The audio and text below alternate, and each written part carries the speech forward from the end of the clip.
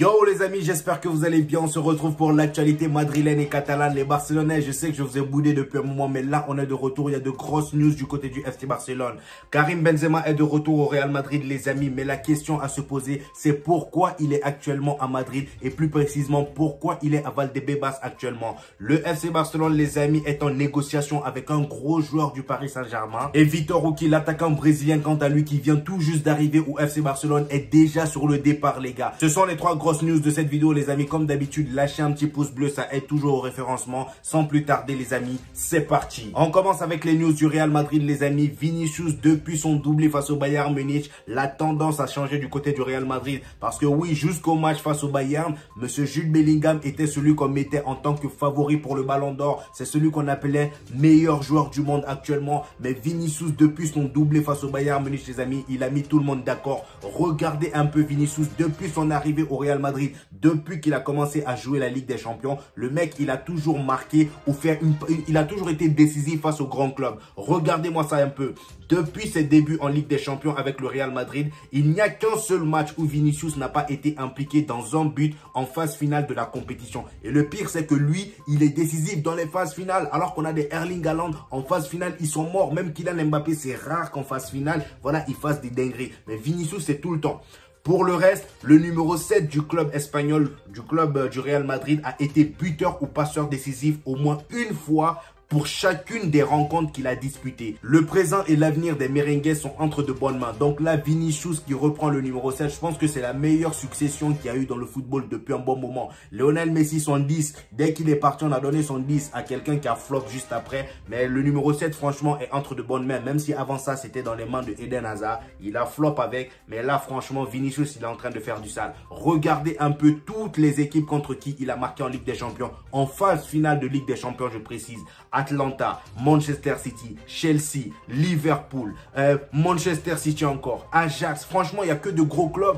Il n'y a que de gros clubs. Apparemment, là, c'est le 5e meilleur buteur madrilène en Ligue des Champions, les amis. Il est 5e avec 20 buts marqués. Il est à égalité avec Rodrigo. Rodrigo aussi, qu'on sous-estime beaucoup. On n'entend pas beaucoup parler de lui. Mais déjà, si on en est là en demi-finale, c'est grâce à Rodrigo. Parce que ce mec-là, franchement, même la saison dernière, toutes les Ligues des Champions qu'il a joué, il a toujours aussi été décisif. Bon, on parle rarement de lui comme meilleur joueur du monde parce qu'il est toujours réservé, il parle pas beaucoup et lui aussi il faut se dire la vérité, contrairement à Vinicius, il est voilà, c'est beaucoup moins régulier que Vinicius, vous voyez ce que je veux dire.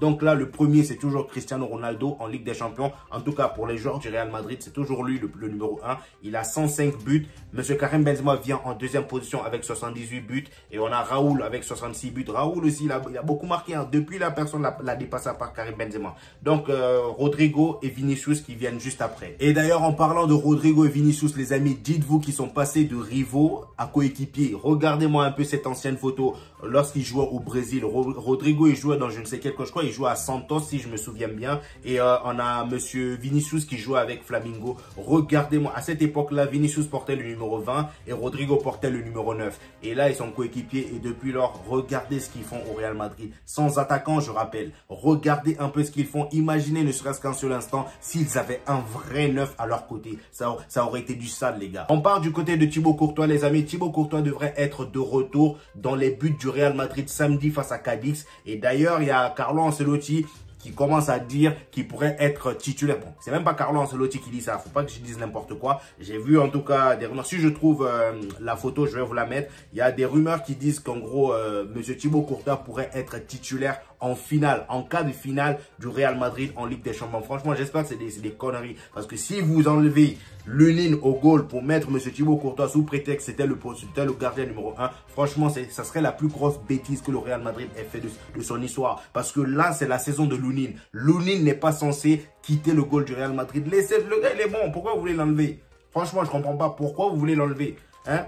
Sous prétexte que Thibaut Courtois c'était le numéro 1. Là maintenant, Louni, il a dit si vous voulez me faire prolonger, c'est soit vous me mettez en concurrence avec Thibaut Courtois ou je me bats. Et il a raison. Franchement, commencez à le respecter un peu aussi. Nous avons ici la déclaration de Müller, les amis, après le match nul face au Real Madrid, c'est-à-dire après le match aller face au Real Madrid en Ligue des Champions. On lui a demandé son avis par rapport à la, on va dire, à la prestation du Real Madrid. Il a dit, mais c'est le Real Madrid, vous le savez, vous l'avez vu, il faut être prudent à chaque minute. Franchement, lui-même, il est conscient. De toute façon, lui, c'est un vétéran. Il sait très bien, il a longtemps joué face au Real Madrid. Il sait de qui on parle, pardon. Et pendant qu'il disait cette déclaration, Toni Kroos était à côté. Et pour ceux qui ne savent pas, Toni Kroos, c'est un ancien coéquipier de Müller. Ils ont déjà joué ensemble au Bayern Munich. Donc quand il a dit cette déclaration, Toni Kroos s'est mis à rigoler. Et voici ce qu'il dit. Il dit oui, Toni Kroos rit, mais il sait que c'est toujours pareil. Franchement, les gars, Müller, c'est l'un des joueurs les plus hommes. Il n'a pas de problème. Il est toujours là dans la rigolade. Qui a déjà entendu une polémique autour de Müller? Il n'y en a pas, à part les matchs où, voilà, avant une rencontre, il est là, il clash l'équipe, il essaye de hyper un peu le match.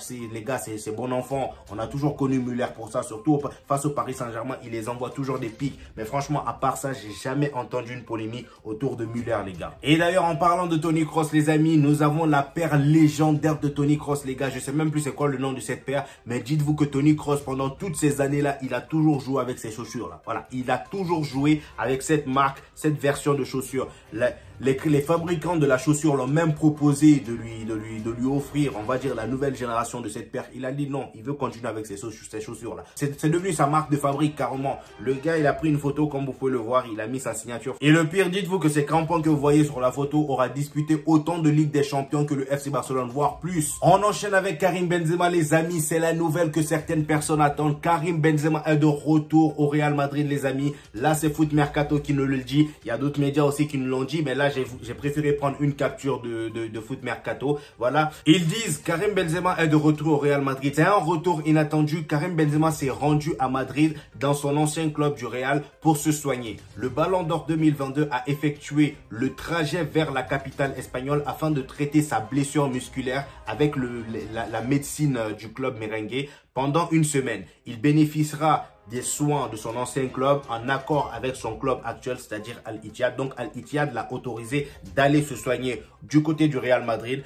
Je sais pas pourquoi ils l'ont laissé aller, pourquoi ils l'ont pas soigné là-bas. Peut-être que voilà, lui il a préféré aller à Madrid parce qu'il a plus confiance aux médecins de là-bas pour se rétablir beaucoup plus facilement et beaucoup plus rapidement. Franchement les gars, je suis désolé pour ceux qui pensaient qu'il allait rejouer avec Madrid, mais en fait non, voilà, là c'est pas possible. En plus avec toutes les recrues qui viennent la saison prochaine, je pense que ça aurait servi à rien. Voilà, autant continuer avec Al-Ittihad, Kylian Mbappé qui vient, André qui vient. Donc je pense que ça aurait même pas été une bonne idée pour le Real Madrid de le refaire signer. Donc là ils disent le Français vise un rétablissement pour la fin de saison. L'attaquant a déjà manqué la demi-finale de la coupe perdue face à Al-Hilal. Son club d'Al-Ittihad doit encore se qualifier pour accéder à la Ligue des champions asiatiques la saison prochaine, étant actuellement 5e au classement à 2 points de la 3e place. En tout cas là j'espère que le Real Madrid va réussir à soigner rapidement sa blessure. Et franchement les gars, j'ai remarqué que le Real Madrid, même quand un joueur, c'est-à-dire une légende du club, quitte le club et part dans un autre club, ils sont toujours au service. Ils restent toujours au service de ces joueurs. On a vu avec Cristiano Ronaldo qui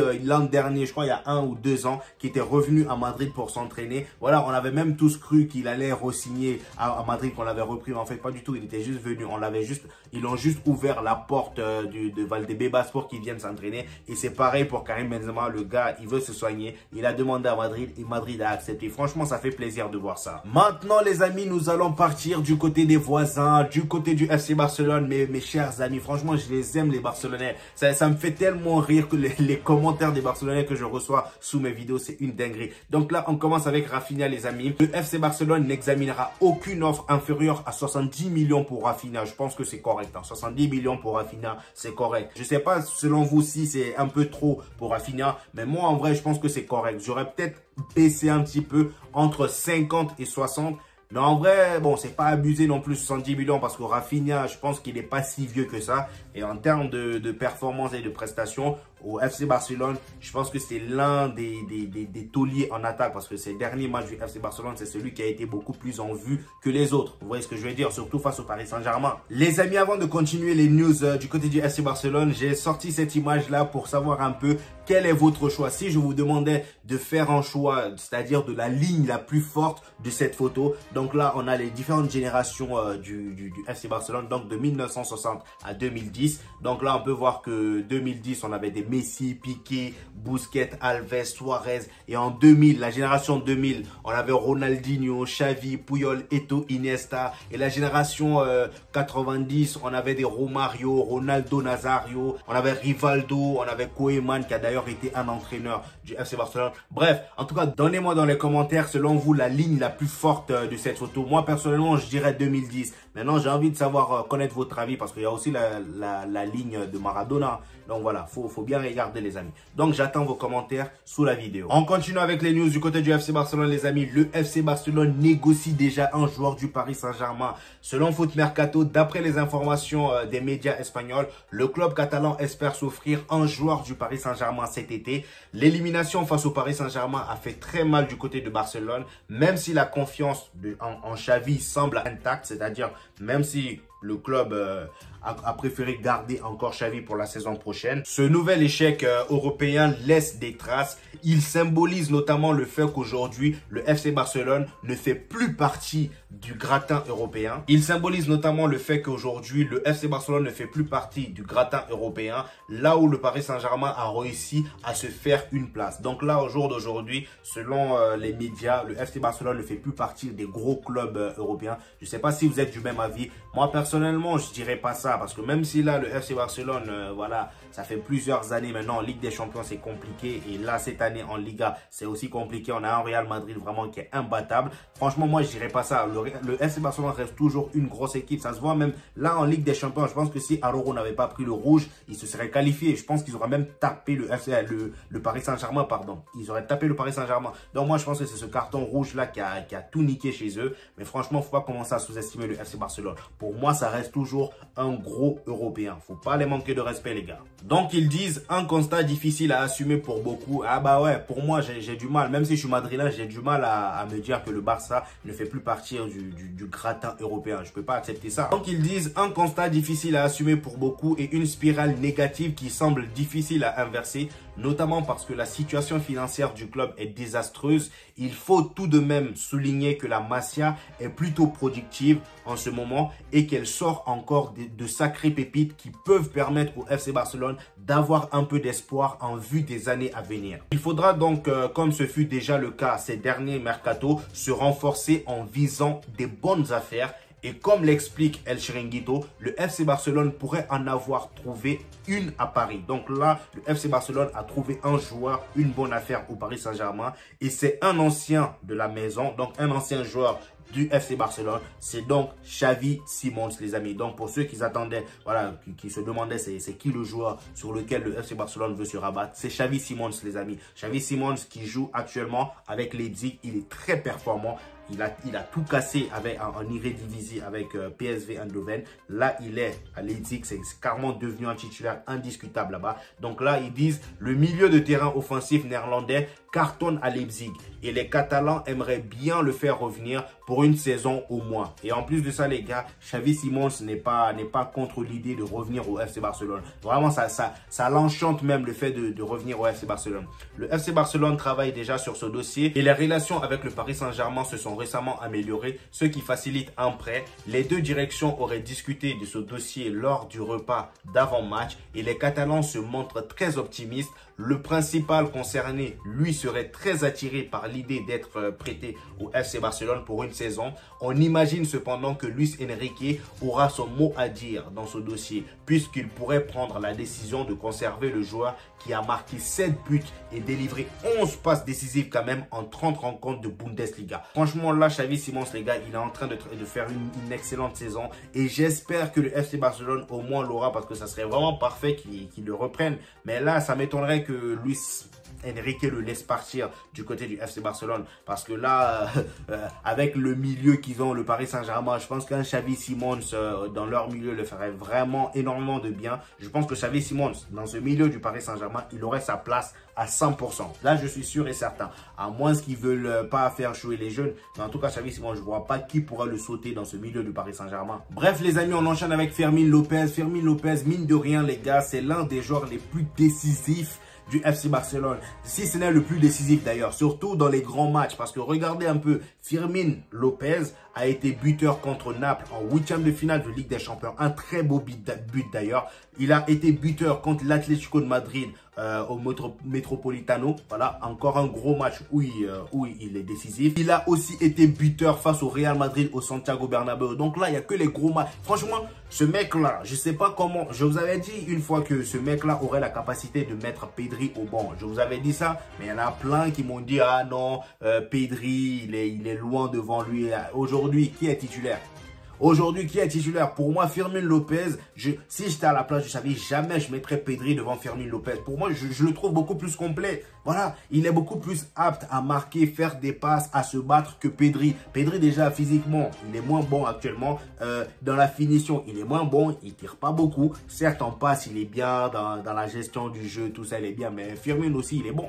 Voilà, Fermín aussi, il est bon. Donc, je vous avais dit ça, vous ne m'avez pas cru. Aujourd'hui, les gars, vous avez vu, j'avais raison. Dites-vous, les amis, que Fermín López a accepté de partir en prêt car il n'avait pas sa place dans l'équipe réserve. Et aujourd'hui, il se démarque dans l'équipe première du Barça. C'est la magie de la Masia à son meilleur. Sans dépenser des millions, le FC Barcelone dispose d'un footballeur utile, impliqué et qui sent les couleurs comme peu d'autres. Donc là, les gars, quand il était à la Masia, c'est-à-dire quand il était jeune, il avait accepté d'aller en prêt pour ensuite revenir plus fort. Et là, aujourd'hui, les gars, regardez ce qu'il est devenu. Les amis, il y a du nouveau pour Araujo, les gars. Le FC Barcelone a informé Araujo qu'il comptait sur lui et qu'il souhaiterait renouveler son contrat. Donc Araujo qui a traversé, enfin, franchement, ces derniers temps, ça a été dur pour Araujo. Depuis le carton rouge qu'il a mangé là, le penalty qu'il a créé juste après. Franchement, Araujo, c'est compliqué pour lui. En ce moment, quand on se dit la vérité, Araujo, c'est compliqué pour lui. Il y a même des Barcelonais qui commencent à dire que ce gars-là, vraiment, c'est un flop et que, voilà, on l'a trop surcoté. Les gars, calmez-vous. Calmez-vous. Là, on parle d'Araujo. C'est juste que, voilà, il a juste à diminuer un peu son agressivité. Surtout, voilà, le gars il est trop engagé. En fait, Araujo, je pense que ce joueur-là doit juste commencer à accepter que c'est possible qu'un joueur lui passe devant. Voilà, surtout les joueurs offensifs. Voilà, il faut qu'il commence à accepter ça. Ben, lui, j'ai comme l'impression dans sa tête, c'est soit ça passe ou ça casse. Voilà, c'est soit il récupère le ballon ou il te casse. Il n'y a pas d'autre solution. Le gars, c'est ça. Et je ne sais pas ce que vous pensez de cette décision du FC Barcelone de renouveler son contrat. Donnez-moi vos avis, surtout les Barcelonais qui regardent cette vidéo. Donnez-moi vos avis en commentaire. Est-ce que vous êtes pour le renouvellement du contrat de Monsieur Araujo? J'hésiterai pas à vous répondre, les gars. Et d'ailleurs, en parlant d'Araujo, les gars, il fait partir des nominés pour l'équipe de la saison en Liga. Donc, voici les nominés du côté du FC Barcelone. On a en défense Monsieur Araujo et Cancelo. Au milieu, on a Gundogan qui est nominé et De Jong. Et en attaque, on a Lamine Yamal et Robert Lewandowski. Franchement, je pense que c'est cohérent. Cependant, Cancelo, ces derniers temps, c'est compliqué. Hein. Mais à son arrivée, c'est-à-dire au début de la saison, il était très bouillant. Ça, on ne va pas lui enlever. Donc, vu que c'est l'équipe de la saison de Liga, je pense que c'est assez cohérent. Araujo également, en début de saison, il était très présent, il était très bouillant. Franchement, il n'y a que ces derniers temps, il a commencé à merder.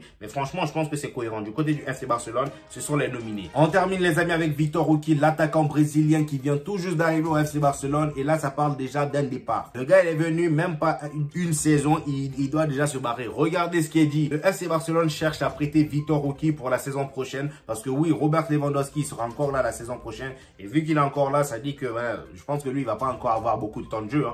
Parce que même si on sort comment il s'appelle, Robert Lewandowski de temps en temps, ça m'étonnerait qu'on mette Vitor Roque parce que la plupart du temps, ils te mettent Ferran Torres. Donc voilà. Et en plus de ça, Ferran Torres, je pense que lui aussi, il va rester la saison prochaine. Donc ça va être compliqué pour Vitor Roque. Donc ils disent, le jeune attaquant brésilien arrivé pour 30 millions d'euros cet hiver n'entre pour le moment pas dans les plans de Xavi. Donc là, Xavi n'a pas encore besoin de lui. Donc c'est pourquoi ils veulent le prêter. Je ne sais pas si c'est une bonne idée, mais donnez-moi vos avis en commentaire, mes chers Barcelonais. Je n'hésiterai pas à vous répondre. Et mes chers Madrilènes, j'espère que vous avez kiffé vos informations. N'hésitez pas aussi à me donner vos avis sur ces infos en commentaire, les amis. Donc les gars, c'était tout pour aujourd'hui. N'oubliez pas le petit pouce bleu, les gars. Ça fait toujours plaisir. Ça aide la vidéo à être mieux référencée sur YouTube. Donc les gars, on se retrouve au prochain épisode. Peace!